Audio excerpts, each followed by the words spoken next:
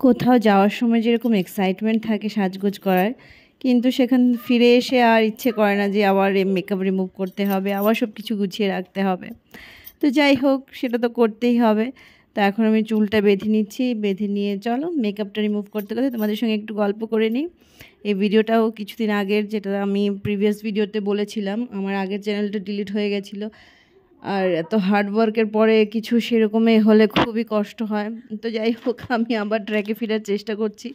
এগুলো কিছু কিছু পুরনো ভিডিও আমার ফোনে যেগুলো ছিল সেগুলি তোমাদের সঙ্গে শেয়ার করছি। তো এখানে আমি দেখো সব গয়নাগাটি চুড়ি টুড়ি খুলে একটা জায়গায় রেখে দিয়েছি, যাতে আবার সময় মতো খুঁজে পাই। আমি একদম এখানে স্কিন লাইক মেকআপই করেছিলাম, কোনো হেভি মেকআপ করিনি।